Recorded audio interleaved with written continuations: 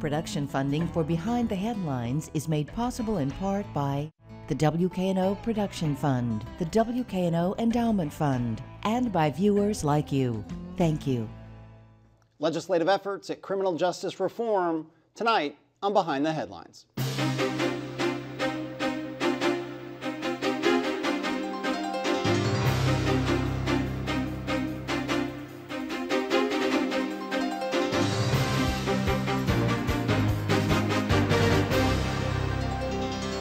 I'm Eric Barnes, publisher of the Memphis Daily News. Thanks for joining us. I'm joined tonight by State Senator Lee Harris, along with State Representative Joe Towns. Thank you both for being here. Thank you as well. Great to be here. Along with Bill Dries, senior reporter with the Memphis Daily News. I guess for each of you, and I'll start with you, Representative Towns, we talk about criminal justice reform, but what does that mean? What is that effort, and what to you are the most important parts of that initiative? Well, I'll start off like this, that I think that a lot of it has been driven by the over-incarceration in some communities where there have been so many, especially minority people and young people that are incarcerated based upon what we think sometimes the laws have not been fair in some areas, crack cocaine versus powder, just all kinds of things. The system now, I think we have over 2 million people incarcerated in the country now, well over 2 million people, 22,000 with felonies in Tennessee. And so what's happening is that the impact it has on jobs, the impact that it has on the budget.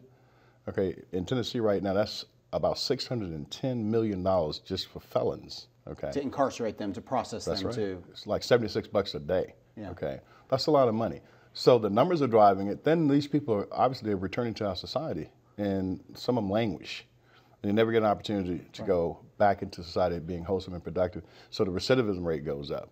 So it becomes something that's actually staring us in the face because of the impact, the financial impact, and the human toll that it's taken on our communities. And so as a result, you have great people in our legislative body, both sides, that have actually joined forces to try to reform some of the laws that will make it a little easier for people to assimilate. And some of the stuff that's not making sense, maybe modified a little bit. Is it an effort to be softer on crime? I mean, do you get that criticism that somehow people, the crime rate is up nationally, the murder rates spiked in Memphis? I mean, is this? Some people might listen and think this is counterintuitive to be easier on felons when crime is out there and people fear crime. Well, everybody fears crime. Even a dumb criminal still wants a safe neighborhood and wants to be safe themselves. I think that has kind of burned out. That was a thing really in the 70s that really was a mantra that everybody was saying that made people, I think, afraid to really look and address. So you cannot afford not to address it when it becomes as costly as it is financially and as costly as it is really on human beings. So I think a little bit of that is burned out, but none of us are soft on crime, okay? And I mean, you have Democrats and Republicans, both Second Amendment rights and want to allow people to be able to protect themselves and want to see people do their time. But after that, life goes on. What do we do after that? I think you should be punished to the fullest extent of the law. But now we also can, because of fear, the pendulum can swing so far to one side, we can overreact to certain things. You have to have a balance. But there again, any person that's incarcerated, if they are ever reintroduced back into society, what then? And those numbers grow. Yeah. Well, your take. What is, for you, what does criminal justice reform mean? Oh, I think I agree totally with Representative Towns. I think he really puts it out there. I think that this is an effort to be tough on crime in a whole lot of ways, because what we're doing is saying that with respect to nonviolent offenders, those offenders are typically going to be coming back to our communities one way or another, and we've got to make sure that they have a path for meaningful integration. And so criminal justice reform is part of that. At the same time, we realize, like Towns said, that there's an expense associated with incarceration. And so if we're going to dedicate resources to incarcerating folks, we need to make sure that those resources are put to the most violent offenders. We've got, over 20,000 people in prisons across our 14 prisons across the state. The highest category of imprisonment is, of course, the murders and the homicides and so forth. But the second highest category of drug offenders.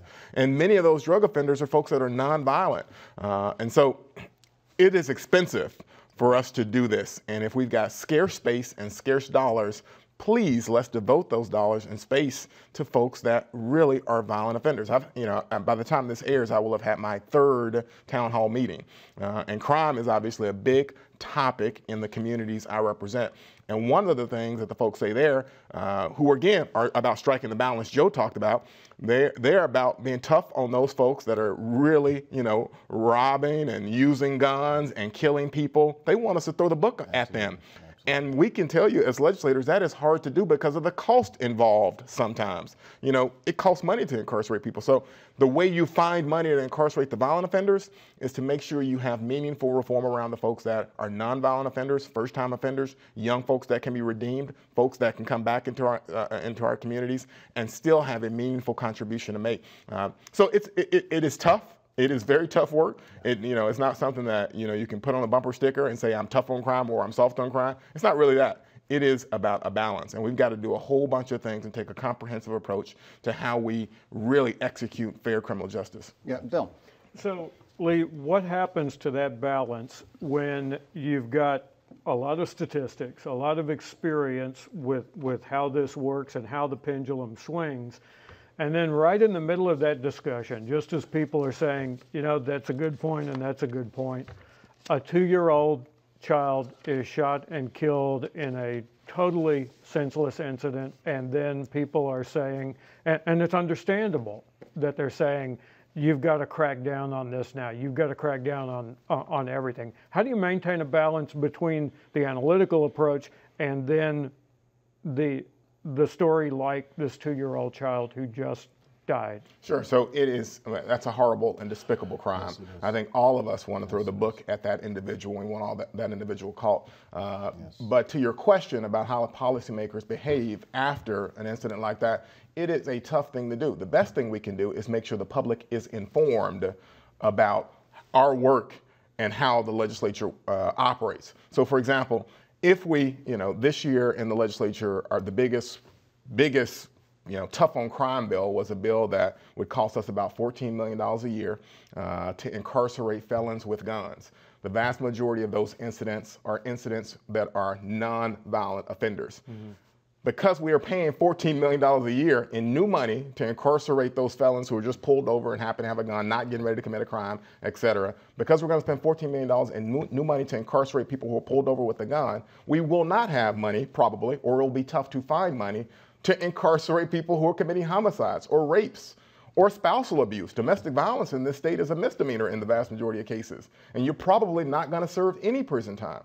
So it is expensive to incarcerate, and we've got to try to inform our citizenry and our constituents that if we're going to make an investment, that we need to stop and incarcerate. We need to be able to throw the book at these folks who shoot at a 2-year-old and maybe think differently about how we treat some of these nonviolent offenders that don't even have a history of violence. And there are plenty of those out there. Mm-hmm. So it's tough, but I think educating the public is job number one. Joe, tell me your view on this and how this discussion works and how it doesn't work. Well, let me say this, and I think it's an excellent point, especially that's current news, and obviously our heart goes out to that.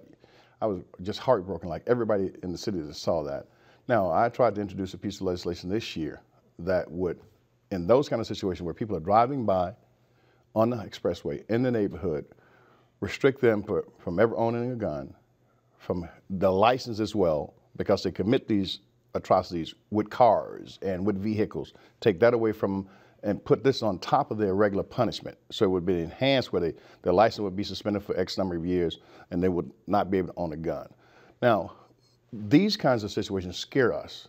And they make us, as lawmakers and citizens, want to have something. That's when that pendulum go like that. But that's not how you can't legislate like that. Okay, when you're afraid and when you're fearful because something has happened, we are doomed to make a mistake. We're going to make a mistake. It's going to go too far.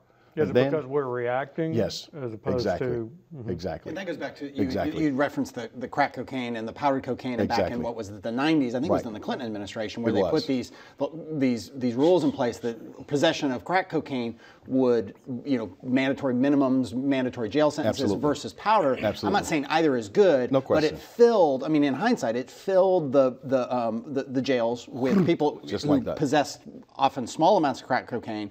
and didn't give them a chance into treatment, didn't give them another path, right? And that's what you're talking about, Exactly. the overreaction to Exactly. something. Crack cocaine was an epidemic, it was scary, there were all these awful things with that. Absolutely. And the people were sick. Okay, such as we had with the opioids today, the people were sick. We needed health care for them, okay? Now, the problem with that is that you really damage so many of your young people. When you're 18, 17 years old, 20, 21 years old, you make a lot of decisions that you want in your 30s, 40s, and 50s, okay? Right. And so we damage all these people, okay, while they're young, and we need them to contribute to the Social Security society and contribute to many other things in our community. If they're damaged and can't work, we have a problem. All that has to occur, gentlemen, is that the numbers grow. It's fine when it's here, but when those numbers get up like this, your society has a problem. Well, let's segue into one thing that was passed this last session, and we tried to have Representative Akbari on. She couldn't work it out time-wise, and G.A. Hardaway, also a local representative who was involved in this, couldn't have them on, but we will at another time.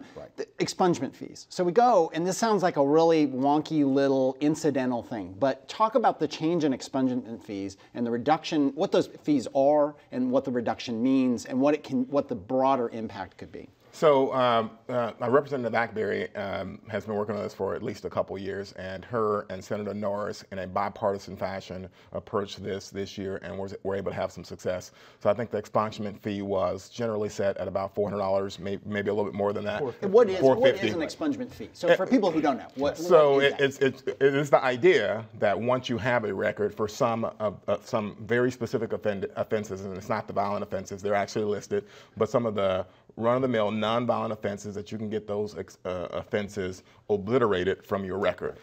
And so there is a fee associated with that. Obviously, this community is the community of the ex-offenders is frequently a community that does not have access to vast resources. Right. And so they were precluded from getting their records blemish-free because they didn't have the money to do it, and so this brings down the fee to about $180. So the bill brought down the fee $450 down to $180. So and that hurts people. The argument I've heard people make is that they can't get jobs if you've got those minor offenses on your record that are certainly legal to get off your record, but it's going to cost that money. The other part of it is that money. Where does that money go? That $450? Yeah, so so obviously there's a lot of empires out there, and the various empires want to protect their piece of the bounty, and so that makes it a very, very difficult puzzle to put together. Obviously, some goes to the court, some goes to the prosecutor's office, so forth and so on. And those folks, there's going to be some natural resistance to trying to lower the fee if it's going to impact them negatively budget-wise. And it may well but they came together to prosecutor's office who are doing great work, and it's not that anyone's pocketing it, but it is supporting work. In lieu of taxes, it supports the work of government. But again, but I'm glad it passed. Like you say, there's more discrimination against ex-offenders who are looking for employment than there is in terms of race or in terms of poverty. I mean, it is the one thing that a lot of people face, is that challenge to get a job after they are incarcerated. If they can't get a job, of course, they face recidivism. We know that the rate is about 46% across 3 years after release. Recidivism is basically just people who go back into jail. Go back into jail. They've served their time, they're out. Go back into jail. And 45% of them end up back in the jail. Yeah, so we got to do something about it. So there's an investment there, comprehensive approach. Reentry is kind of the back end of criminal justice reform. We've got to make sure we invest in reentry. Yeah, Bill. We should also point out that in order to qualify for expungement, you have to have no criminal record over a 5-year period before you qualify for it as well. But to the question about the fee, in your opinions, should there be a fee in the first place for this? $450, even reduced by $180, is still a lot of money for a lot of people. Should there be a fee? So in the case of this pool of individuals who really haven't done serious crime and is precluding them from getting a job, I would say we shouldn't have a fee. Again, that takes an investment. It takes us understanding that criminal justice is comprehensive, that you've got to have the enforcement and consequence, right? Jail sentences, prison sentences for people who really are violent, but you also have to have the other two legs of that stool. You've got to have investments in reentry, which might mean paying for everybody or making it free for everybody who qualifies to get expungement. You also have to have, by the way, we haven't talked about this very much, the third leg of that stool is prevention. Right? And, we got to prevent some of these murders from occurring in the first place. And obviously, it's hard to identify somebody who's going to, commit a crime of violence right before it occurs. But what you can do is invest in communities and make sure that there's a high quality of life in the various communities, that there's opportunities when it comes to K-12 education. You got to have that kind of investment, and you can prevent some of these crimes from occurring in the first place. But you got to do all these things: prevention, you got to do enforcement in consequence, and you got to do investments in reentry. So, yeah. Joe, should there be a fee? Well, in the ideal world, I would say no. There should not be a fee. Okay, when a person's trying to get their record expunged, it would appear that they're trying to get on the right track. They want to do the right thing. That's a signal, like somebody wanting to vote.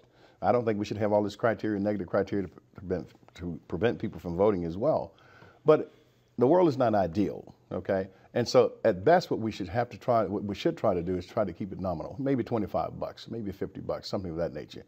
I don't think it'll be free, but the fact of it is that it should be that our agencies are funded by the government enough where they don't need that to try to generate that additional resource. And a person just go ahead and apply and fill out the paperwork and provide what's necessary, and then it's done. Mm-hmm. But I don't see it happening. And keep in mind that Joe and I are nowhere, we're not soft on crime or anything like that. Joe and I worked on a bill this year, which if you had to put it on a bumper sticker, is a tough on crime bill. Yeah, very tough. I mean, that's the one bill we passed together this year was a bill that basically says we need to tighten up on opportunities for people to trespass at apartment complexes. Because we heard from our community and heard from media reports that a lot of apartment complexes in the city of Memphis have become sites of lots of crime. Absolutely. Right. And it was from trespassers. And it's because if you're in a common area there, you got it.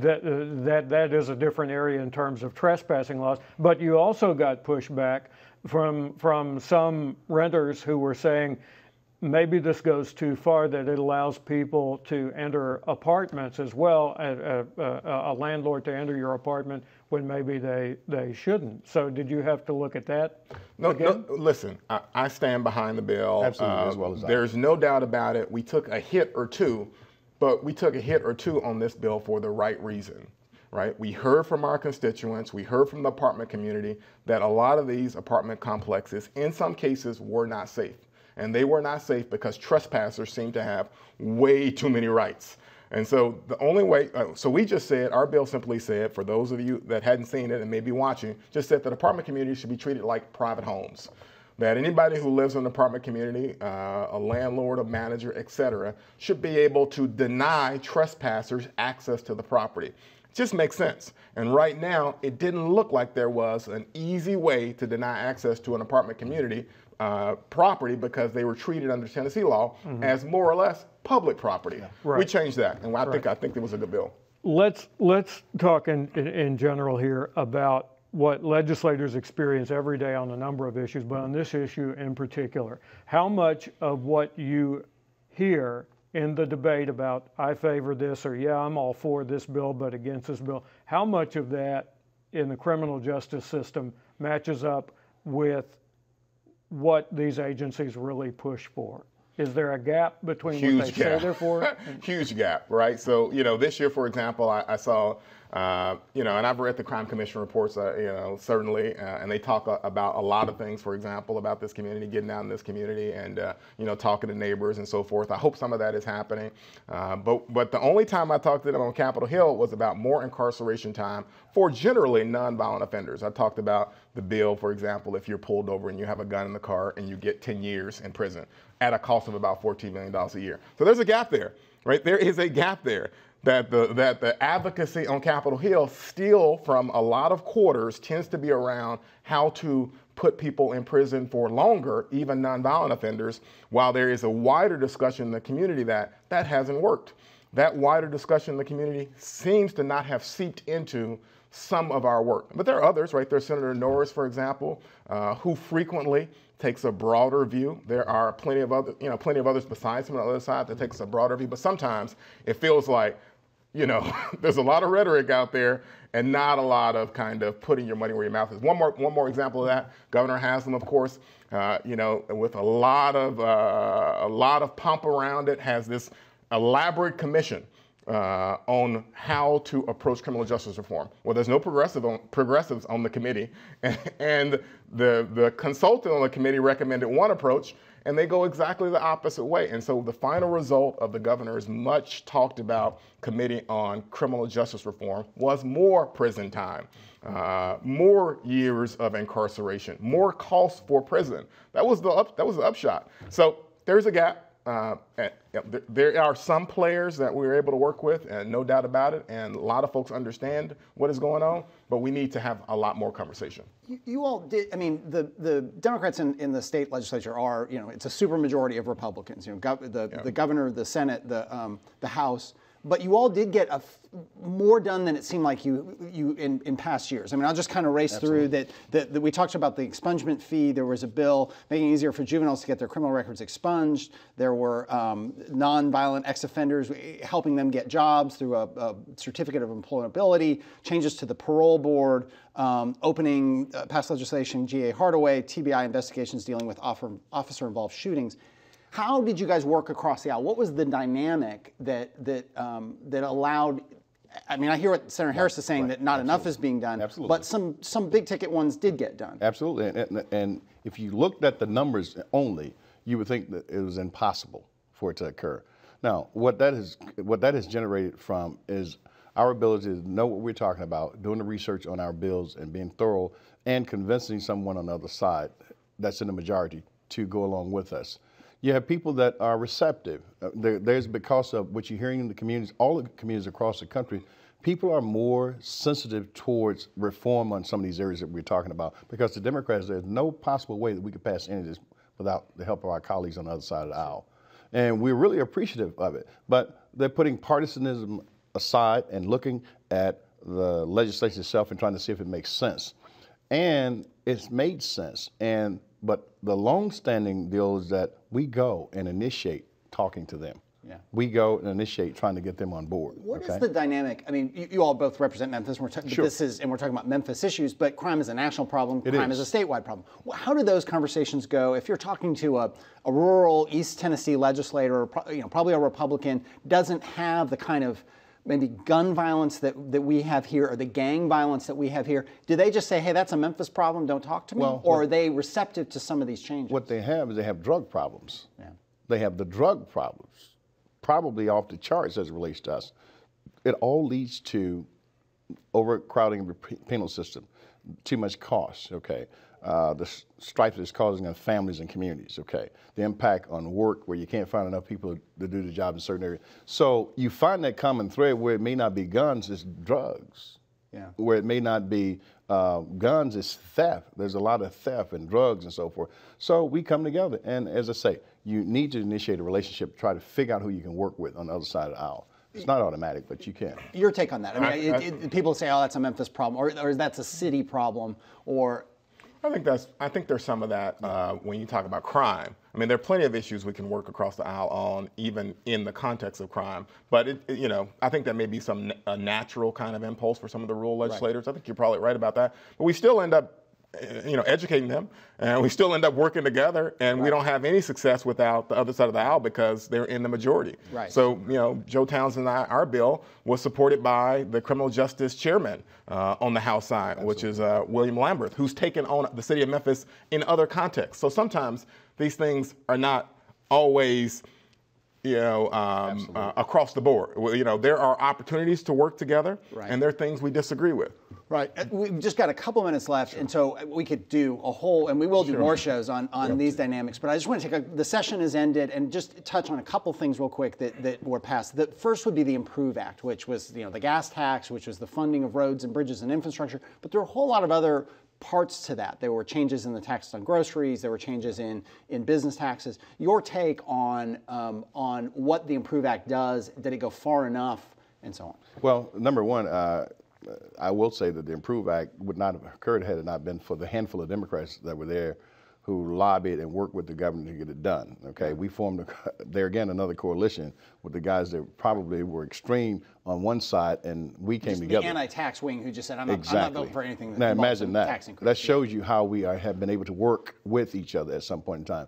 Well, what it means for us is going to be about $700 million coming to this area for the next 13 years, which is going to deal with our infrastructure, our bridges, our roads. Hopefully the impact is going to be on our business, our minority business, our women business, and it's something that's long overdue. And we also got a little hit more than we thought we were going to get on the reduction of tax on food, okay, which is fantastic. Food is killing us around the border. We hemorrhage money because Mississippi is lower than we are.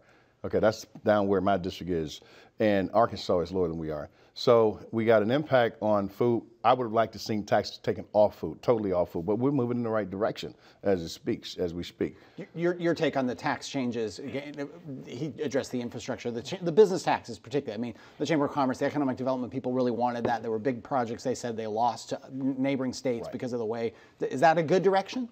So I supported it, and I generally support all aspects of it. It is definitely a tax increase on gas, right? These are not tax changes. We passed a gas tax. We raised taxes on gas. Is that going to be on a bumper sticker? I don't know if it's going to be on a bumper sticker, but the point is that I raised taxes. We cannot mislead the public. We did raise their taxes on gas. That's the way it is. We shouldn't mislead the public, and if there's a political price to be paid for that, then that's the way it should be. I supported I even generally, I mean, obviously I wouldn't have done it this way, but I generally even supported the manufacturer's tax cut, only because it's an across-the-board tax cut. There's nothing bad about an across-the-board tax cut. Where I tend to have a problem is a tax break, where you pick a company and you say that this company gets a tax cut and nobody else. Right. And this wasn't that. It felt like manufacturers across the state were going to get a tax cut, and I'm generally okay with that, although obviously I would have done things a lot differently if I could have. All right, we are running out of time. We could talk more about things that went on, but we won't. Thank you both for being here. Thank you, Bill, and thank you for joining us. Join us again next week.